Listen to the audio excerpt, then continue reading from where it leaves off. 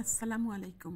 সহজ রেসিপিতে আপনাদের জন্য নিয়ে আসলাম লোভনীয় স্বাদের soya nugget with egg fried rice recipe. খুবই অল্প খরচে চটজলদি তৈরি করে নিতে পারবেন এই লোভনীয় স্বাদের ফ্রাইড রাইসের রেসিপি।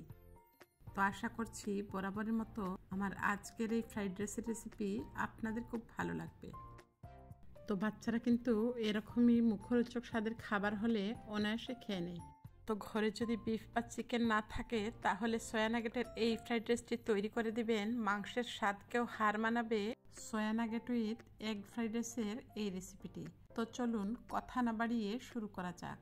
তো ফ্রাইড রাইসটি তৈরি করার জন্য মূল উপকরণ হিসাবে আমি এখানে 1 কাপ চিনি গুঁড়া পোলাওয়ের চাল নিয়েছি 1 কাপ সয়া নাগেট এবং 2টি ডিম। তো প্রথমে আমি চালটাকে খুব ভালোভাবে ধুয়ে পরিষ্কার করে পানি ছড়াতে রেখে দিব। তো সেই ফাঁকে আমি ফুটন্ত গরম পানিটা তৈরি করে দিচ্ছি এবং কিছু গোটা গরম মশলা অ্যাড করে দিচ্ছি। তো 2 টুকরো দারুচিনি, 2টি এলাচি, লবঙ্গ এবং গোলমরিচ দিয়ে দিলাম 3-4 টুকরো করে।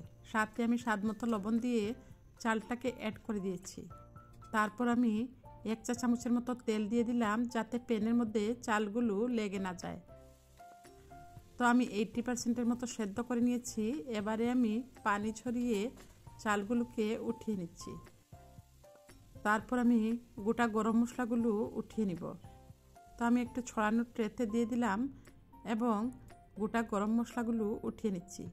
আর রাইসটা কতটা ঝরঝরে হয়েছে আপনারা নিশ্চয়ই দেখেই বুঝতে পারছেন।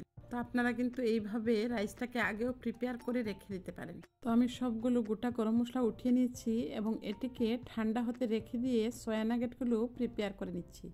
তো আমি গরম পানি দিয়ে সয়া নাগেটগুলো 5 মিনিটের মতো ভিজিয়ে রাখবো, তাহলে কিন্তু সয়া নাগেটগুলো অনেকটাই সফট হয়ে যাবে। তো ঠিক 5 মিনিট পর আমি পানি ছড়িয়ে দিচ্ছি আর দেখুন সয়া নাগেটের ভেতর থেকে অনেকটাই ময়লা উঠে এসেছে। তো আমি আরও একবার পানি বদলে এগুলোর পানিটাকে ছড়িয়ে নিব। তো দেখুন আমি পানি ছড়িয়ে সয়া নাগেটগুলো প্রিপেয়ার করে নিয়েছি ফ্রাইড রাইসটা তৈরি করার জন্য। এবারে আমি চুলায় একটি প্যান বসিয়ে দিলাম এবং প্যানের মধ্যে অ্যাড করে দিচ্ছি প্রায় 2 টেবিল চামচের মতো তেল। তো এট ফার্স্ট আমি তেলটা গরম হয়ে গেলে 2টি ডিমকে স্ক্রাম্বল করে নিব। ডিমের মধ্যে আমি 1/2 চা চামচ ব্ল্যাক পেপার পাউডার এবং অল্প একটু লবণ দিয়ে খুব ভালোভাবে স্প্যাচুলার সাহায্যে স্ক্রাম্বল করে নিচ্ছি। আর দেখুন ডিমটা কিন্তু একদম স্ক্রাম্বল করা হয়ে গেছে। এবারে আমি তেলটা ঝরা দিয়ে এগুলোকে উঠিয়ে নিচ্ছি। তো একই প্যানে আমি সয়া নাগেটগুলো ভেজে নেওয়ার জন্য অ্যাড করে দিলাম। তারপর আমি 1 চিমটি হলুদের গুঁড়া এবং অল্প একটু লবণ দিয়ে সয়া নাগেটগুলোকে ভেজে নিচ্ছি। তো হলুদের গুঁড়াটা আপনারা চাইলে স্কিপ করতে পারেন, তবে দিলে একটু কালারফুল হয়। তো আমি মিডিয়াম টু লো হিটে এগুলোকে 2 থেকে 3 মিনিটের মতো ভেজে নিব।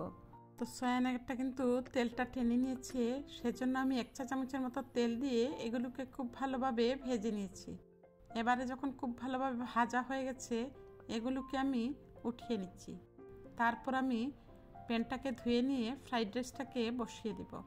তো ফ্রাইড রাইসটা তৈরি করার জন্য আমি আরও 1.5 টেবিল চামচের মতো তেল দিয়ে অ্যাড করে দিচ্ছি পেঁয়াজ কুচি। তো যেহেতু রাইসের পরিমাণ কম সেজন্য আমি 1/2 কাপের মতো পেঁয়াজ কুচি অ্যাড করে দিলাম। 1/2 চা চামচ করে আদা পেস্ট এবং রসুন পেস্টটা অ্যাড করে দিয়েছি। তারপর আমি স্প্যাচুলা দিয়ে নেড়ে চেড়ে খুব ভালোভাবে এগুলোকে মিশিয়ে নিয়ে 1 মিনিটের মতো ভেজে নিয়েছি।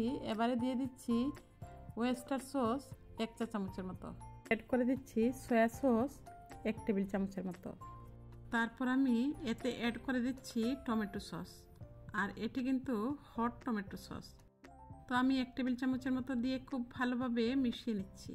তো মিডিয়াম টু হাই হিটে এগুলোকে 2 মিনিটের মতো ভেজে নিয়ে রান্না করা রাইসটাকে অ্যাড করে দিলাম। তারপর আমি হাই হিটে এটাকে রান্না করে নিচ্ছি। কোনো ধরনের ভেজিটেবল ছাড়া সয়া নাগেট এবং ডিম দিয়ে লোভনীয় এই রেসিপিটি চটজলদি তৈরি করা যায়। তো রাইসটা যখন খুব ভালোভাবে সসের সাথে মেশানো হয়ে গেছে এই পর্যায়ে আমি স্ক্রাম্বল করে রাখা ডিম এবং সয়া নাগেটটা অ্যাড করে দিয়েছি। তারপর চুলার আঁচ হাইতে করে এটিকে আমি 2 মিনিটের মতো খুব ভালোভাবে মিশিয়ে নিব। তো এই পর্যায়ে আমি লবণটা ছেঁকে নিয়েছি। তো আমি আর 1/2 চা চামচের মতো লবণ এবং 1 চা চামচ চিনি দিয়ে দিলাম। সাথে দিয়ে দিলাম গরম মশলা পাউডার 1/4 চা চামচ।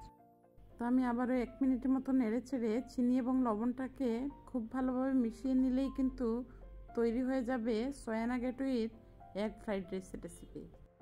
তো আমি চুলাটা বন্ধ করে দিয়ে সার্ভিং প্লেটে সার্ভ করে নিচ্ছি। তো ঘরে যদি সয়া নাগেট থাকে তাহলে আপনি চটজলদি খুবই অল্প খরচে তৈরি করে আপনার সোনামণিকে দিতে পারেন। এছাড়া বাসায় যদি হঠাৎ করে কোনো গেস্ট চলে আসে তাহলেও কিন্তু এই রেসিপিটি একদমই পারফেক্ট, খুবই অল্প সময়ে। তো ভিউয়ার্সদের কাছে বরাবরের মতো রিকোয়েস্ট থাকবে, যদি রেসিপিটি ভালো লাগে অবশ্যই একটি লাইক দিবেন। আর যদি এই চ্যানেলটি নতুন ভিজিট করে থাকেন সাবস্ক্রাইব করে পাশে থাকার অনুরোধ রইল। তো দেখা হবে নেক্সট এপিসোডে। ততক্ষণ পর্যন্ত আপনাদের সবার কাছ থেকে আজকের মতো বিদায় নিচ্ছি। আল্লাহ হাফেজ। আসসালামু আলাইকুম। আসসালামু আলাইকুম।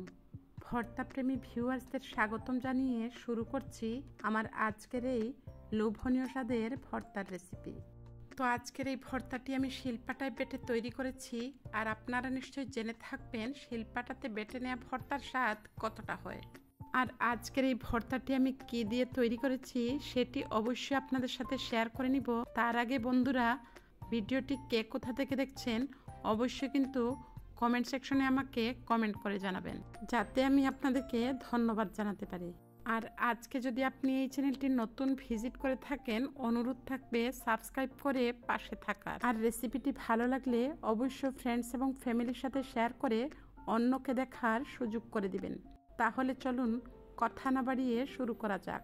তো ভর্তাটি তৈরি করার জন্য আমি এখানে 3টি চাপা শুটকি নিয়েছি বড় সাইজের একটি রসুন, 15 থেকে 20টি শুকনো মরিচ, আর নিয়েছি বড় সাইজের 2টি পেঁয়াজ, আর নিয়েছি বেশ কিছু কাঁঠাল বিচি। তো স্ক্রিনে আমি এগুলোকে কেটে ধুয়ে পরিষ্কার করে নিয়েছি। তো শুটকিগুলোকে ধুয়ে পরিষ্কার করে নিয়েছি, পেঁয়াজগুলো কুচিয়ে নিয়েছি এবং রসুনের খোসাটাকে ছাড়িয়ে নিয়েছি। তো এগুলোকে ভেজে নেওয়ার জন্য প্রথমে আমি শুকনো খোলায় কাঁঠাল বিচিটাকে মিডিয়াম আঁচে ভেজে নিচ্ছি। তো ঠিক 8 থেকে 10 মিনিটের ভেতরে কিন্তু কাঁঠাল বিচিটা সেদ্ধ হয়ে গেছে। এবারে আমি এগুলোকে উঠিয়ে নিয়ে বাকি ইনগ্রিডিয়েন্টসগুলো ভেজে নিব। তো এগুলো ভাজা হয়ে গেলে আমি একটি বাটির মধ্যে উঠিয়ে নিচ্ছি। এবারে বাকি ইনগ্রিডিয়েন্টসগুলো ভেজে নেওয়ার জন্য আমি এখানে 2 টেবিল চামচের মতো তেল ব্যবহার করছি। তো চুলার আঁচটা মিডিয়ামে রেখে আমি এখানে প্রথমে শুকনো মরিচ এবং রসুনটাকে অ্যাড করে দিলাম। তো মিডিয়াম আছে শুকনো মরিচগুলোকে আমি 2 থেকে 3 মিনিটের মতো ভেজে নিয়েছি এবং রসুনের কোয়াগুলোকে সেদ্ধ হওয়া পর্যন্ত ভেজে নিয়েছি। এই পর্যায়ে আমি কুচনো পেঁয়াজগুলো অ্যাড করে দিলাম। তো পেঁয়াজগুলোকে আমি লালচে করে ভেজে নিব। তারপর আমি সবশেষে শুটকিগুলো অ্যাড করে দিব। তো আপনারা চাইলে কিন্তু কাঁচা পেঁয়াজ দিয়েও ভর্তাটি তৈরি করতে পারেন, তবে সেই ক্ষেত্রে ভর্তাটাকে সংরক্ষণ করা যাবে না। তো কাঁচা পেঁয়াজ দিয়ে ভর্তা করলে ইনস্ট্যান্ট খেতে হয়। তো আমি শুটকিগুলো ফ্রাইং প্যানে অ্যাড করে দিয়েছি এবং ভেজে নেওয়া পেঁয়াজগুলো উঠিয়ে নিচ্ছি। তারপর আমি চুলার আঁচটা লো টু মিডিয়ামে করে শুটকিগুলোকে ভেজে নিচ্ছি। আর অবশ্যই শুটকিটাকে খুব ভালোভাবে ভেজে নেবেন। যেহেতু আমি সব কিছু ভেজে নিচ্ছি সেজন্য শিলপাটাতে বেটে নিব এবং বেটে নেওয়ার পর এগুলোকে আর ভাজতে যাব না, সেজন্য শুটকিটাকে খুব ভালোভাবে ভেজে নিতে হবে। এবারে আমি শিলপাটাকে ধুয়ে নিয়ে সব কিছু অ্যাড করে দিলাম, শুধুমাত্র ভাজা পেঁয়াজ ছাড়া। উপর থেকে আমি লবণ দিয়ে শিলপাটাতে সব কিছুকে বেটে নিচ্ছি। তো এগুলোকে কিন্তু একদম মিহি পেস্ট না করে বেটে নিলে ভর্তাটি খেতে ভালো লাগবে। তো দেখুন আস্তে আস্তে এগুলোকে আমি আধা ভাঙা করে বেটে নিচ্ছি। তো যেহেতু ভর্তাটা খেয়ে নিয়েছি আর খেতে যে কতটা টেস্টি হয়েছিল, যারা কাঁঠাল বিচির এই ভর্তাটি খেয়েছেন তারা নিশ্চয়ই জেনে থাকবেন। তো আমি শিল দিয়ে কাঁঠাল বিচিগুলোকে আধা ভাঙা করে নিচ্ছি, এতে করে বেটে নেওয়াটা অনেকটাই সহজ হয়ে যায়। তো বেসিক্যালি আমার কাছে মাছ মাংসের চাইতেও কিন্তু এই ধরনের ভর্তা হলে খেতে অনেক বেশি ভালো লাগে। যেহেতু কাঁঠালের সিজন, ভাবলাম এই ভর্তাটি যেহেতু তৈরি করছি আমার ভিউয়ার্সদের সাথে শেয়ার করে ফেলি। তো সব কিছুকে আমি আরও একবার করে বেটে নিচ্ছি, যেহেতু এগুলো বেশ বড় বড়ই ছিল। তো আমি এগুলোকে 80% মিহি পেস্ট করে নিয়েছি। এবারে আমি এতে অ্যাড করে দিব আগে থেকে ভেজে নেওয়া পেঁয়াজগুলো। তারপর আমি বেটে নেওয়া ভর্তার সাথে ভাজা পেঁয়াজটাকে খুব ভালোভাবে মেখে নিচ্ছি। এবারে আমি ফাইনাল টাচ হিসাবে ব্যবহার করছি সরিষার তেল। আর অবশ্যই ভর্তাতে সরিষার তেলটা দিলে ভর্তার টেস্টটা কিন্তু খুব বেশি ভালো আসে। কি দেখে জিভে জল আসছে তো? লোভনীয় এই ভর্তাটি আমি পরিবেশন করে নিয়েছি একটি সার্ভিং বলে। আর দেখুন ভর্তাটা কিন্তু একদম মিহি পেস্ট করে নিইনি। এবারে আমি খেয়ে রিভিউ দিচ্ছি ভর্তাটা খেতে কতটা টেস্টি হয়েছে। বিলিভ মি, আমি নিজে তৈরি করেছি বলে বলছি না, কাঁঠাল বীজ এবং শুটকির এই মিক্সড ভর্তাটি খেতে যে কতটা টেস্টি হয়েছে আপনারাও নিশ্চয়ই দেখেই বুঝতে পারছেন। তো এইরকম সহজ এবং লোভনীয় রেসিপিতে অবশ্যই চ্যানেলটিকে সাবস্ক্রাইব করে পাশে থাকা নোটিফিকেশন বেলটি বাজিয়ে দিবেন, যাতে যে কোনো রেসিপির আপডেট সবার আগে নোটিফিকেশন আকারে আপনার মোবাইলে পৌঁছে যায়। তো দেখা হচ্ছে নেক্সট এপিসোডে। ততক্ষণ পর্যন্ত আপনাদের সবার কাছ থেকে আজকের মতো বিদায় নিচ্ছি। সবাই ভালো থাকবেন, সুস্থ থাকবেন। আল্লাহ হাফেজ। আসসালামু আলাইকুম।